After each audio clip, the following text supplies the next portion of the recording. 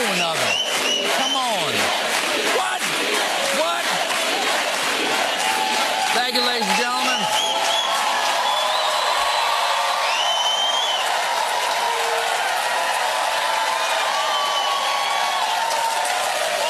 Please have a seat, everybody. Welcome to The Late Show. I'm your host, Stephen Colbert. It's Friday.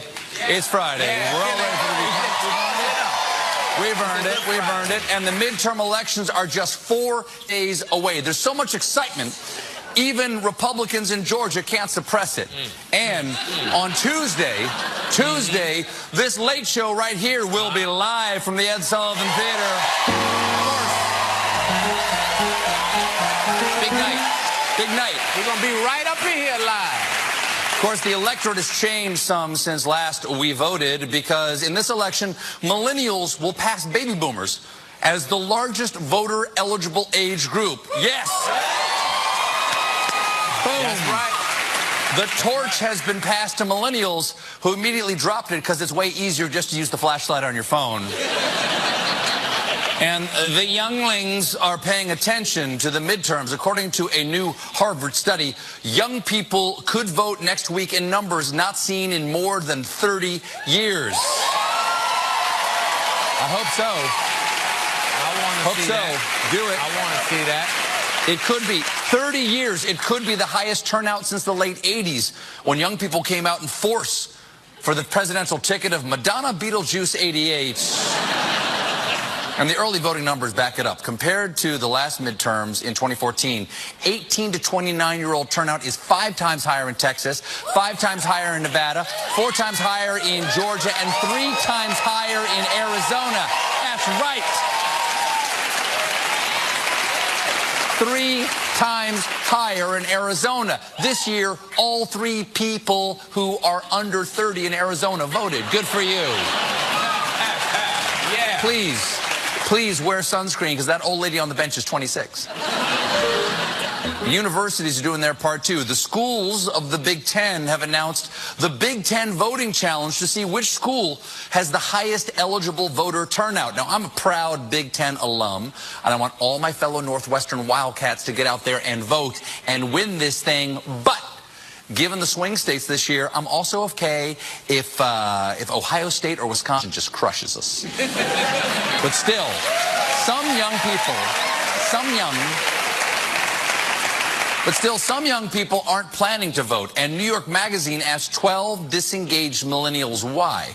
Some of the reasons are, well, reasonable, like it's incredibly difficult for hourly workers to vote. It's such a tedious process to even get registered. And growing up, going to Catholic school, everything we learned had a skew on it. I think that shaped me to hate politics. Now, as a Catholic, it pains me to hear that. Our religion isn't about teaching you to hate politics. It's about teaching you to hate yourself, okay?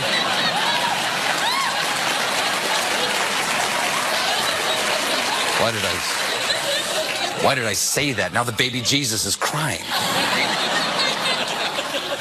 But there are some dumb reasons, too, like this young man from Texas who said, I tried to register for the 2016 election, but it was beyond the deadline by the time I tried to do it. I hate mailing stuff. It gives me anxiety. Spoken like a true patriot. As Patrick Henry once said, give me liberty or give me Xanax, I gotta go to the post office.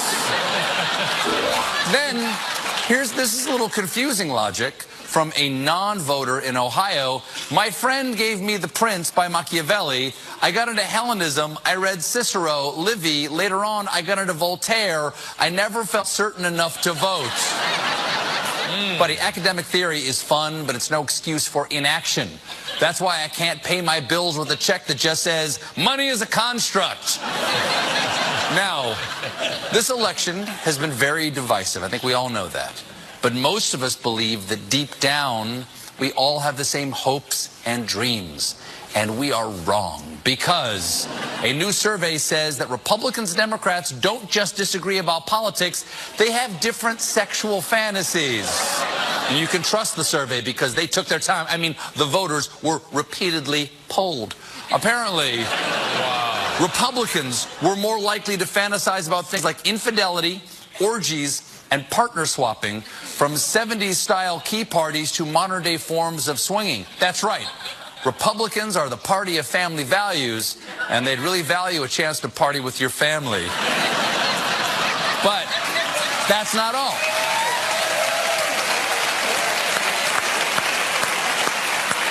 Some very, very open-minded people here tonight. But that's not all. Republicans also reported more fantasies with voyeuristic themes, including visiting strip clubs. How uptight do you have to be that visiting a strip club is your fantasy? A strip club, there's no way I could randomly be in a room that also has a naked lady, but once a year on my birthday, I do drive past one. Things are a little different on the other side of the aisle. Democrats were more likely to fantasize about BDSM activities, particularly masochism, which involves deriving pleasure from the experience of pain. Oh, really? So getting their asses kicked by the Republicans was some sort of sick role-playing. Look, just, I'm begging you, baby, I'm begging you, dress up like Mitch McConnell and obstruct me. According... Wow. It's a scientific study. According to the study's author, both parties are attracted to what they consider taboo, and that stems from a psychological principle known as reactance, which stipulates that when we're told we can't do something, we want to do it even more. If you'd like to learn more about reactance, you can't, because I won't let you. You like that, baby? You like that? Of course, there are some sexual kinks that transcend party. For example, I saw this headline the other day. A professional mermaid says unwanted advances from merverts is the worst part of the job. Just like that, you've been made aware of a new profession and its very serious problems and the word mervert. Apparently, professional mermaids are costume performers who work at aquariums and birthday parties. And according to one of them, we do get unwanted attention, often sexual in nature, and we call those people merverts. That is a shame, and I just want to assure you, not all men are merverts. Some of us are complete gentlemen. But these merverts think it's okay to send mermaids creepy messages like, I love to watch you swim, and you're delicious even without any tartar sauce.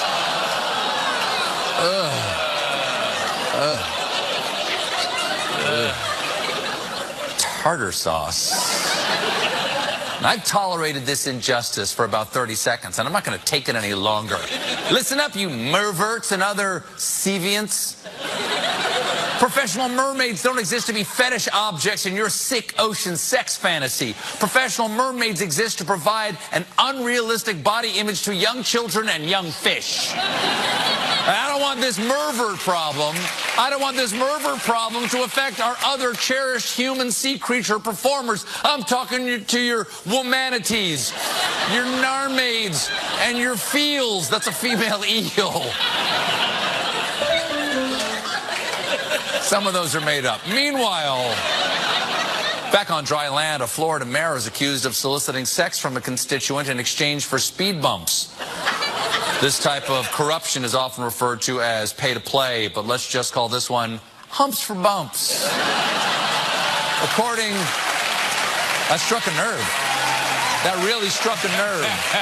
The story is speaking to people.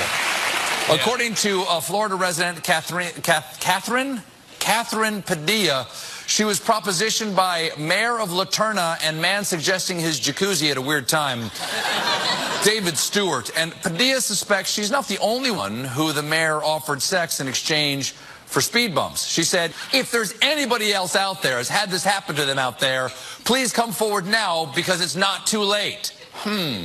I suggest interviewing anyone who lives on this street. But all of that. Oh, is that a real street? Is that a real street? I don't know. Ain't no real Could be. But that's small town politics. I'm focused on the big vote that will reshape America's political landscape. The Arizona election for state mining inspector.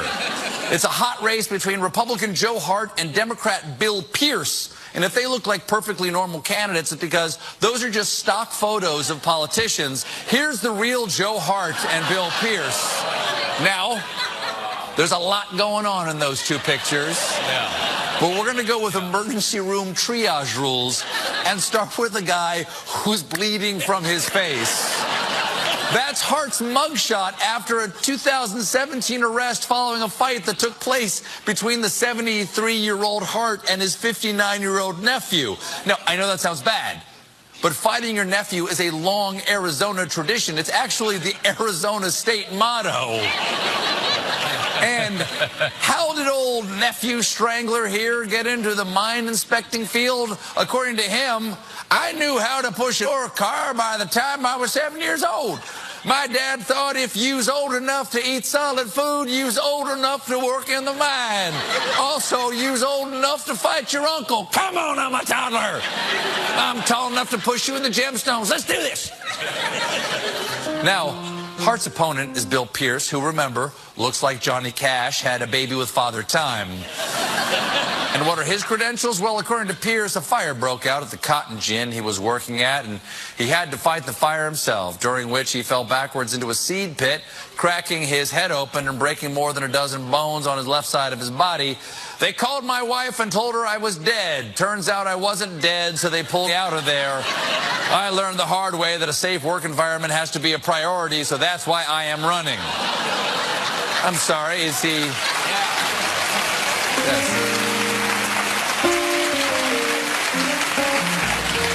Sorry, is he running in 2018 or 1820? We have a great show for you tonight. Billy Eichner is here. But when we come back, I have John Bettine, stay human right there. There's the band. Give it up for the band, everybody. Hello, happy Friday, John. Happy Friday. Happy Friday. Good to see you, man. There is nothing like a Friday audience like that. These people are lit. They're soaked with gasoline. There's nothing like them. I'll tell you what, Jen, it got me excited for the weekend. I'm going to go out and I'm going to order some of these. This is Whose Boat Is This Boat? This is this thing's right here. That's right. That's right. This is available. This is available at Amazon. #1 book at Amazon right now. Who did we knock off? We knocked off that Wonky Donkey last night, didn't we? The Wonky Donkey was #1 for a while. And, of course, Tucker Carlson's book, Ship of Fools, which I think is like off the list at this point, which is too bad because, as these people know, Tucker Carlson's given his money to charity as well as we are. Yeah, which charity? Yeah. Which charity? What? What charity is he giving it to? That's just the thing. I don't know what charity Tucker's giving all of his proceeds to. Okay. If you out there know, go ahead and tweet it at us, and so I can help. Because I want to help donate to whatever charity Tucker's giving all of the money from his book it's a good thing to do. because that's what we're doing over here, right there. We're doing this book, 100% hurricane victims of Hurricane Michael, Hurricane Florence, in the Carolinas, Georgia, and Florida. Everybody in those states, please get out and vote. So important, okay? Now, in all the states, all the states.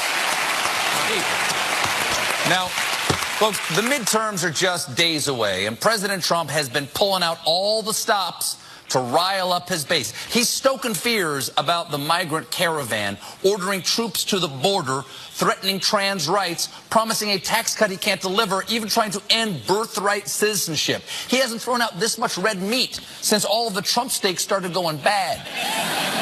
He's also appearing at GOP campaign rallies to show support for his favorite candidate, Donald Trump.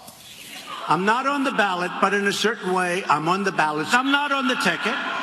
But I am on the ticket. You're voting for me in 2018. Really, a vote for me? A vote for me? They vote for me? Think of it as the same thing as me. I want you to vote. Pretend I'm on the ballot. Just pretend it's someone else. The same advice he gave Stormy Daniels. But while...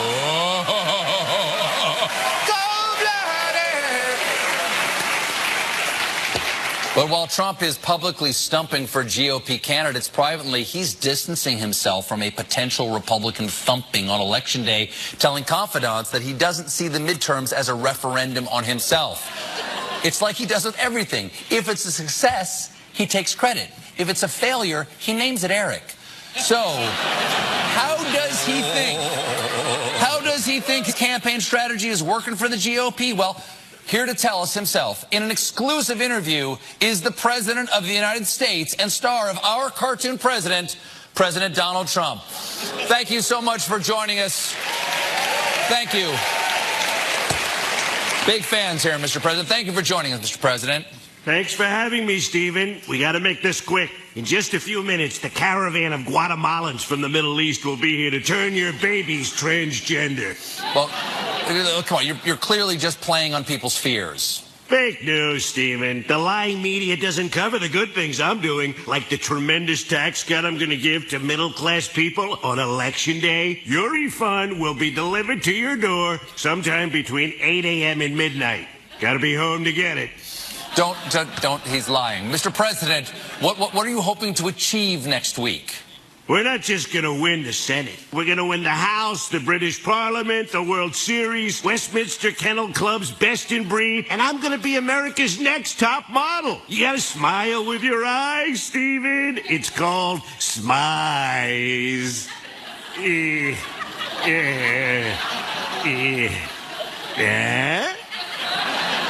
It's lovely. So you're saying that you don't think there's a blue wave? Blue wave? It's going to be a red wave. You see that? I changed the colors of the words, and now you look stupid. Okay, but why are you so confident Republicans will win? Because they're not voting for Republicans, they're voting for me. The whole ballot is basically me. I mean, it's white. It's confusing, and you only see it in a gymnasium once every 2 years. Okay, well, that means if the Republicans lose, then so do you. What? I'm not on the ballot. This has nothing to do with me. If it was up to me, we wouldn't even have elections. We just give the new codes to the guy with the most aggressive handshake. Which reminds me, this Sunday, you gotta watch the Our Cartoon President election special on Showtime. It's gonna be like the midterms, all about me. Well, as long as we're plugging here, I actually have my own election special. The Late Show is live on Tuesday. Don't care unless it kills in the ratings, in which case I made that one too. Cartoon Trump, everybody. We'll be right back with Billy